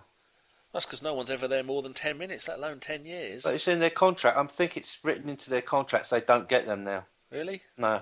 That's good, because if Theo had one, I don't think he'd probably miss. They'd probably give him the obligatory penalty and he'd put it over. He'd probably forget to show up. Okay, have we got time for any more questions, Gimli? Yeah, go on. Let's have two more and then predictions, shout-outs, done. Okay, this is from Carl, who's our radio person, who's ABW Radio. He says, why is there a problem with in-game management at Arsenal? Is it a lack of leadership or is it tactical? Mr. Hollick, what do you think? I don't agree that there is a problem 100% of the time. I think there's a concentration issue, possibly. There's a confidence issue. Yes, it was awful that we fell apart in that 5-minute spell either side of half-time at West Ham, but there are games where we don't fall apart. It's I guess I'm saying I don't really know the answer, but you can look at the I was trying to think of the highlights actually this season to try and be a bit more positive earlier on. There aren't that many, I must admit, but Manchester United at home, obviously. The European game we had to win in Greece. The Bayern game. Yeah, Bayern home win, obviously. Although League that Cup was win just, over the scum. That was kind of the Bayern home game was the sort of thing you would expect Simeone to dig out of us, wasn't it? But no, I don't think per se there's a problem. I think like other sides, we are prone to lapses in concentration. Kieron, do you want to go on that? Yeah, I actually do think there's a leadership problem, and that's possibly because over the years we've been spoiled with the likes of Vieira and Adams, who are very visible leaders. But I think we just don't have that anymore. And I'm trying to think if there was a natural leader in the team, and I don't think there really. The closest I could come to was Czech, and as a goalkeeper, that's not really ideal. I mean, if you took the West Ham game at the weekend, it was crying out for someone when we were 2-0 up just to say, look, there's 5 minutes to go to half time. Just keep it tight, everyone in their position, no fullbacks charging on, short passes. We'll just bore them to tears and we'll go in 2-0 up. And then it's pretty much game over, I think, because it's a completely different mindset in the second half. And we just didn't have anyone that did that. And I sort of wonder whether there was anyone that even considered doing that. I don't see a leader in the team, and I do think it's an issue. Yeah, I think I think it's an issue as well. I think it's an issue because we're predictable in game management. That teams know that Wenger will not make substitutions to change the game. You know, somebody said earlier on the podcast, why didn't we put Per Mertesacker on at half time? Well, because it wasn't the 70th minute, that's why. The other thing is Wenger's not signalling to players off the touchline what to do. Slaven Bilic stood there throughout the whole game, shouting at his players, sending instructions in. Every time the game went dead, someone went over to get a drink there, got some instructions, went back out and told the players. And, you know, Kieron's right. You know, why was no one on the pitch saying, look, you know, sit back. As we don't keep going forward, you know, sit back, tuck it in front of you and Iwobi, tuck it in front of your full-backs, protect them, stop those crosses coming in, cut that supply to Roy Carroll off, you know, and get El Neni and Coquelin to sit and flush in front of the back four, and Bob's your uncle, that wouldn't have happened. And of course, Carroll would have got frustrated. He'd have done a few more fouls and probably got sent off, and it would have been game over. I think there is a problem, and it stems from Arsenal's philosophy. You know, they've got a changing room designed so they can all see each other, but apparently no one's allowed to shout in there. You know, no one's allowed to dig out other players. Well, how can you be a leader if you can't tell someone else they're playing shit? I mean, in the old days, if you played like crap, Kieron would probably get you by the throat and probably tell you he's going to rip your head off if you don't stop it. No, it's the only time Wenger ever gets animated at the moment is when he's arguing with the referee or the fourth official. I wish he'd show that much passion for when we need a bit of tactical organisation on the pitch. Do you know what? For as miserable as this podcast has been tonight, right? Everything Arsenal is miserable, and it has been totally miserable. I'm sat here and I haven't used the C word once. I'm very disappointed. No one's really sworn tonight. It's just been misery because of what it is. Yeah, but it's been informative misery. I will say though, hasn't it been a delight to watch Mohamed El Nene play? Hasn't he just been superb since he's come in? Andy Iwobi. I mean, Andy Iwobi, but as signings go, you know, Arsene Wenger gets a lot of shit for the signings. There's a swear. But he's done a swear. Iwobi's like what Walcott should have been. He must be sat on the bench thinking, oh dear, it's all gone horribly wrong and it's all over. I mean, he's so positive, he's so probing, and he as he's young, he's got no fear, so he doesn't care. You know, okay, right, I'm going to try and nutmeg you. I'll try this turn here, this flick here. I'll see if I can flick that through there or back heel that through. He doesn't care. I'm going to try it. That means he does make a few mistakes and give the ball away. But El Neni's another one. Every pass he makes is forward. It's asking the question of somebody. And it's very rarely off, is it? Yeah, it's very rarely off. I like El Neni. I mean, not just because he came from Switzerland. He's got a great engine. He's not really a defensive midfielder. He's more a box-to-box player, and he has huge stamina. He's a tidy passer, always great statistics. I don't think he's a penetrative passer, but we have enough of those players. And as we've seen, he loves a shot. He's not the most accurate. He didn't score that many goals when he played for Basel, but when he did hit the back of the net, it was normally fairly spectacular, as we saw in the Camp Nou. I mean, isn't it refreshing to see a player have like a long shot like him? You know, you're trying to bring this pod up single-handedly. Yes, I am. But do you not think, like in the past, I see Arsenal against West Ham, and I think, oh, that tippy-tappy shit. It's like the same that we've watched for years and years. It's like being force-fed this tappy football with no end product. And even you see Barcelona don't bother with that exactly, anymore. but you see a player like El Nene, he's like, fuck it, I'm on, I'll take a shot. You know, you might only get 1 in 10 that actually goes on target, but do you know what? It's nice to actually see a player have a go. You know, he might also start doing a Lampard. He might ricochet a few in. Oh, fuck me, that's 4-1. Oh, no, it's not. No, it's not 3-2. Scousers it was. Oh, shit. Damn it. But I mean, he might start to deflect it through him. But the thing is, if you're shooting and you're forcing goalkeepers at long distance to make, say, some hard shots, they come back out. So there's a few there for Sanchez, or Giroud, whoever's playing up front. I think he's a brilliant player. Yeah, exactly. So we bought especially this for that back money. up. Yeah, we bought this back up, Danny. Yeah. So should give us another question that has a positive answer. No, these ones are going to be negative. Okay. One quick one, and then I've got one final one about someone's made a good point. The quick one, yes or no? This is from Chris Nielsen. Do you realistically think Arsenal will have a new manager next season? Everyone, yes or no? Kieron? No. Steve? No. Holly? No. Gimli? No chance. Me? No. Oh, Lily's come in to say hello. Right, and this is a good question from John O'Elliott, I think is in America. He says, what... At first, it didn't make any sense until he explained it. He says, what are your thoughts on Stan Kroenke's LA Rams trading up their number one draft choice for a quarterback? It's akin to a £50 million punt on a young striker. Because we were mentioning earlier that none of his other teams are going out to win anything, and he's notorious that all of his teams, I think one of them has been to a Super Bowl final, and all the others have, because at one point he's owned about 6 or 7 other teams in different sports.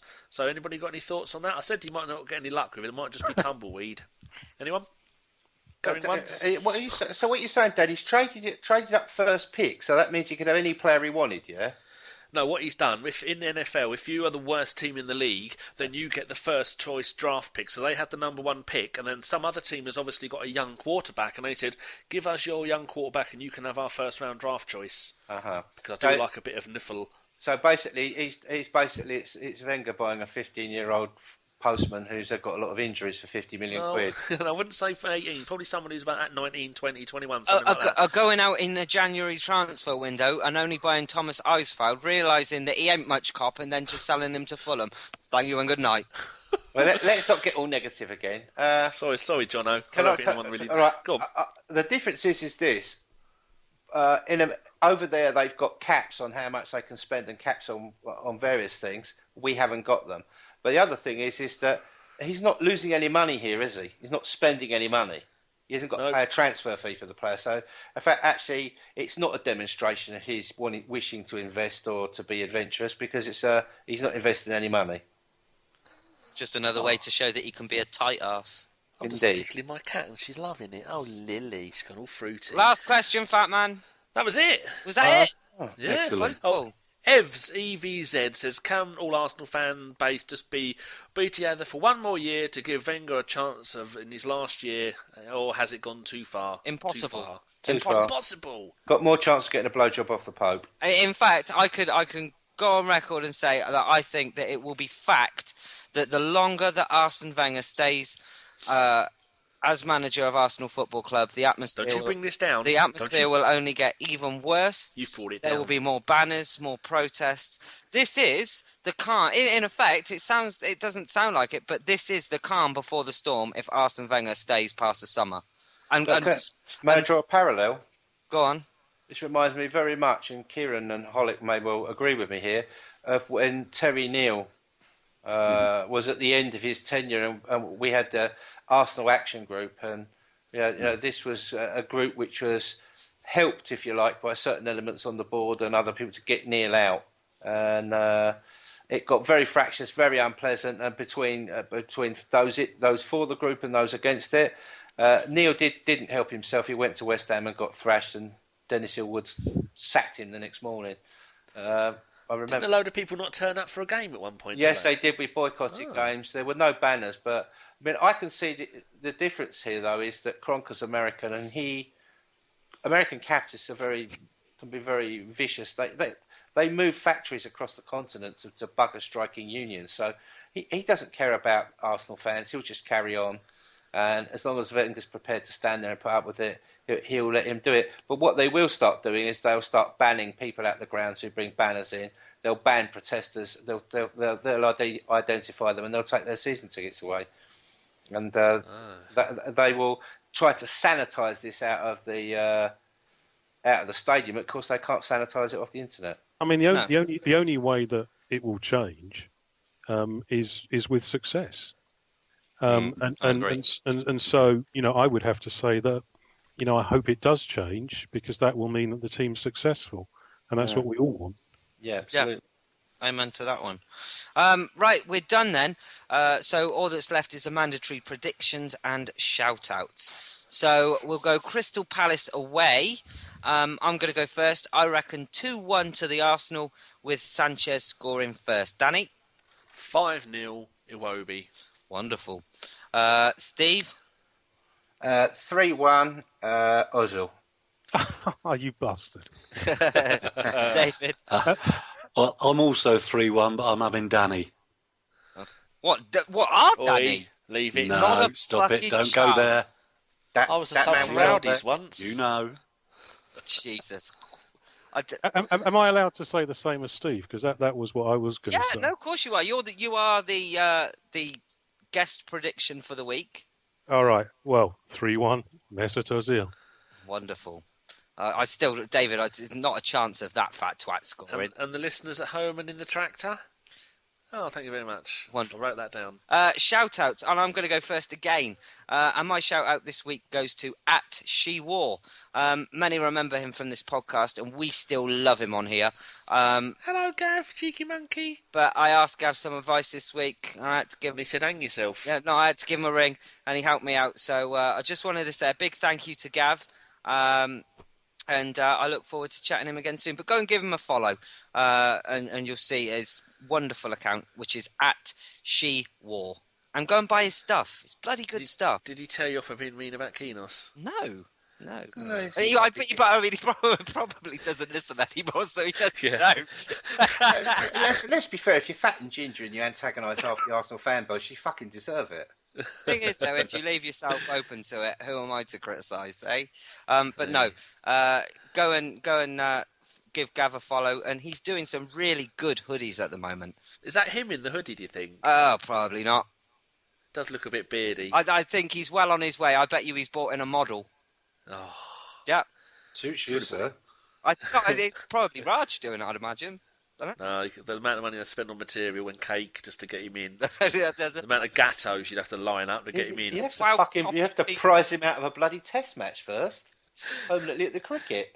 Oh, dear. I still can't believe how anyone can put 12 toppings on a pizza. Fuck. It'd be cheaper to get 2 pizzas and put one on top of the other. There's 6 on each. I'm sure it'd save money. That's calzone. Cake. Eh? Pizza You'd have cake. to take out a mortgage if you put that many toppings on a pizza in Switzerland. Oh, don't they have them? No, it's just the expense. Everything's expensive in Switzerland. I went to the toilet there once and it cost me €2. I've just been tweeted by Claude Littner As long as it wasn't that... from the Apprentice. Really? Yeah, he's going on with Ash and on Talk Radio, and I said, "Oh, good luck getting anything out of those 2 fucktards. I love Ash." Did you Love him actually from his say James Whale. fucktards?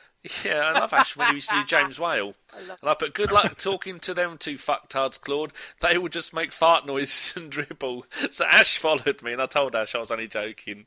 And so Claude's just put, you are 100% in capital letters wrong. Oh, dear, good old Claude. Danny, winded up the celebrities on Twitter since 2008. Right then, Danny, let's have your shout out. I suppose mine should go to Ash, which is @virtualash. I love it. You used to go, "Oh, broke it." That's used to say to James Whale all the time. Everyone loves Ash. So go and have a listen to everyone at Talk Radio. I love listening to Ian Lee late at night, and who's that bloke who John Holmes in the afternoons, and who's the other one? Julia Hartley Brewer. Oh, it's just I love listening to Talk Radio every day. Mind if I keep my job? Why? I can't listen to blooming radio all day, man. Oh, Things to do, people to see. Yes. You forget Danny hasn't left the house since 1976. Oi, how dare you? How wrong is that? No, it's not good, is it? No. It's cold out there. There's lions and tigers and bears. I heard lightning earlier. I heard thunder. Wow. Yo, Put that in your pipe and smoke it. David? I'm going to go for, I think a lot of people know Bish, but he's known as the Dude from Bude on Twitter. He's @PJ Bish. Brilliant Arsenal man, England man. Follow him. Wow, there are some great suggestions for follows tonight. I'd say you do all of them. Steve? Yeah, I'm going to shout out a guy called Bill Viunia, and he's a Polish Arsenal fan up in Gdynia, near Gdansk. Gdynia is actually where the famous shipyard that Solidarity and Lech Wałęsa was in that started all the defeat of communism, and he's speaks really good English. And really, I'd like to give a shout out to all Polish Arsenal fans. There are many of them, especially the crew that go in the Warsaw Tortilla Factory. But if you want to follow Bill Wijunion, that's BELWIJUNIOR. I'm just putting that in front, and Bob's your uncle. Wonderful. Follow him, ladies and gentlemen. And finally, Kieron. All right, so I have two. They're a bit off-piste. Oh, he's going full Carpenter on us tonight, isn't he? Yeah. and the first one is probably right up Carpenterstrasse, which is at Football Five's pod. So I guess it's a bit of a competitor for you guys, but it's four chaps who are have a mixture of support. There's a Brighton fan, a Forest fan, Villa fan, and even a United fan, and they just talk about football subjects. It is verging on the hipsterish, but it's good fun, and they're criminally underfollowed. And I'll just spell that out. It's FTBLFIVES pod. And the second one, as many who read my blog will know, it's riddled with cheesy music references, and music is a huge love of mine. So this one is a music blog called RAM Album Club, RAM Album Club, and they've had a magnificent, simple but superbly effective idea, where every week they have a guest reviewing an album that he or she has never heard before, and the regular host does his intro and talks about the bands. Even a music aficionado like myself always learns something new. And then the guest, last week it was Chris Addison from the thick of it. He reviewed Marvin Gaye's What's Going On, and it's brilliant. I follow them as well. I'd absolutely back you up with that, Kieron. Very good. Right then, all that's left is to thank my panel for tonight. Steve, David, Kieron, thank you so much for joining us. So that was a Bergkamp Wonderland podcast. Thank you so much for listening, and keep it Arsenal. Good night.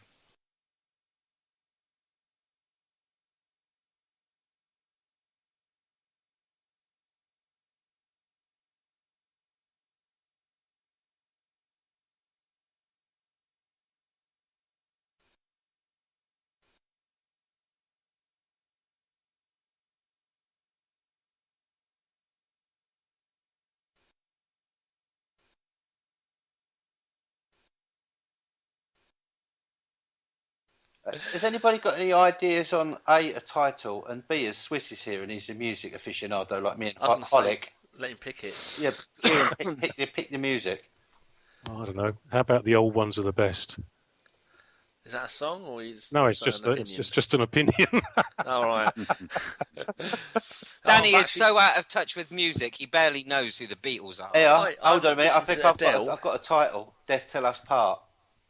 Oh God, that's terrible. I've put Knee High in Bloggers as a preliminary title. Death Till Us Part. Well, because we played the fucking Garnets, didn't we? Yeah, people aren't going to have any fucking idea who he was. Gaggle of bloggers. They will. No. Everybody knows Alf Garnett. I know. I've got it. Oh, this is genius. Because we've had so many bloggers on, we should have, as the end music, Mr. Writer by the Stereophonics. Boom! All right, don't overplay your part. that's not bad. Oh, See? He's only got a not bad. Anyone can do any better? Elvis Costello's Every Day I Write the Book. If only it was Every Day I Write the Blog, eh? Maybe you lot should get together and sing it. Do it. Paperback Writer by the Beatles. Not having any Beatles stuff on it. On a serious note, though, menstrual. Kieron, I thank you for coming on tonight, and it's such a great pleasure when you speak to someone that listens to the podcast, and you listen every week, and are you putting words in his mouth? No, he said he listened once. But but we do genuinely. We had so much respect when I went in the group and I said that I'd agreed to get you on. You know, everyone was just so chuffed and said what a great booking it was. So, like I said on the pod, I hope we haven't scared you off, and I'd love to think that you'd be willing to come back. No, I've loved it, and you know, I was an Arsenal fan long before I knew anything about finance. So It's been a pleasure. Oh no, thank you, genuinely. It's brilliant actually to put a voice to a name to someone I've been writing to for so long as well. Oh, that's good. Good stuff. What are we gonna use for the end music then? I'll let Kieron pick because it's his first time. So what were you gonna pick? Elvis Costello. Well, I prefer. I think Gim's reference was better, to be fair, though I do prefer Costello. Gim. Oh, why does it always have to be left on me? Personally, I love Mr. Writer by the Stereophonics, but Yeah, do it. You'd make the Welshman Go for happy. it. You would make the Welshman happy. Aren't they kiddie fiddlers or one of them? No, that's fucking Lost Prophets, isn't it? No, it's all the same thing to me. Jesus Christ. Right, we're going to use that as the end. You'd have, Shush your noise. you'd have a scandal then, didn't you? Oh, foul throw. I thought you were going to say follow through then. Or follow through. To realise that if Nurse, wipe, clean up an old one. if Liverpool score another goal, right, you're going to have about 10,000 scouts on your profile. I was going to change my Twitter name to you. I can put I've died. Here, go and Gimli's taken over my estate. Say you're all right. Fucking give it to Steve. Knee-high bloggers. Yes or no? Uh, It's got to have the word bloggers in it or some reference. I don't mind about changing the name. I'm not the one with the ideas here. I just colour the pictures. A barrel full of bloggers. Is that the collective term for bloggers? This is like we always do this at the end of every podcast. It's like catchphrase. A gaggle of bloggers. A gloom of bloggers. A book of bloggers. And there was a Mr. Chips, but I think most of us pissed on our Mr. Chips. How about every blog has its day? Yes. Oh, there you go. Oh. Now there's a proper writer. Yeah. It's a shame we didn't mention Carl Walker because we could have had How Much Is That Doggy in the Wind? It's a theme tune. Hey. Oh, what's he done? Oh, dear. Oh no, don't go. No, I won't say it. Yes. Trust me, he's so far behind the times. This could go on for another hour trying to Because I explain. don't read the Sunday I Sport. can't. Like, Seriously though, I mean, I do blame Danny. obviously. Oh, no, blatantly. Yeah. Why not? The only one who makes any sense. You're here, and you're the only one that can't chase me. So Huh? why not? Don't need to. I've got Davies to do it for me. I Sure booked you my can, holiday for the year this week. Merthyr again. No, Cologne Christmas markets actually. So Cool. Where's that? you'll be looking for a new host around Christmas. Go fight yourself, Danny. Get Davis to do it. Dare you. What? Next week's pod's 150. Oh. Is it really? 150. Should we go live for our 150th episode? I mean, No, we've got then- Jeff on, so we'll go out 45 minutes late while he tries to work out how to use Google. But I mean, I think it's got to be a Raj and a Jeff next week, hasn't it? What are we going to do if the bin dippers score? That means they're through. Yeah, but there's only How long's left? 3 minutes 54 seconds of normal time. I reckon it's about 3 minutes added on, so probably about 7 minutes left. But you know, Steve, teams can score in the last minute at Anfield. Indeed, they can.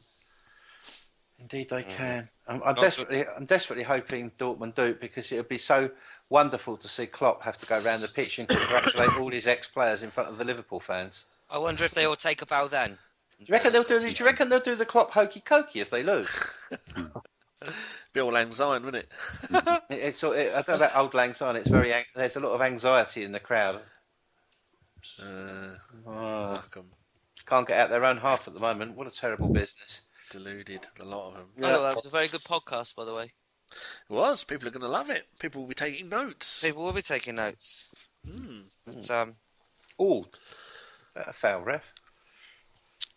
Right, I think I'm about a minute and a I half have to exit stage left, I'm afraid. You and I both. Kieron, it was brilliant. Thank you very much. Yep, it was great. Yep. Cheers for joining us. If you want me again, then give me a bell, and if I'm not knee deep in performance appraisals and all that shit, then I'll be happy to. oh no, it's lovely. Anytime you can come on, it would be an absolute pleasure to have you on. I know that there was sorry, I won't keep you much longer, but I know that there was a few of the boys that actually wanted to come on with you tonight as well. I know Fife was one of them. And Chris. So next time we'll do it again. We'll put you with some different people and get the thoughts churning. But again, thank you very much. Park Fife, the West Country Boris Johnson. Yes, that's Hey! the ones that hands out the oranges at half time at Eton. I see. I'm gonna tell him that. The West Country Boris Johnson. I'm going to go at the same time, so goodbye, fellas. Goodbye, Steve. Lovely to talk with you as well.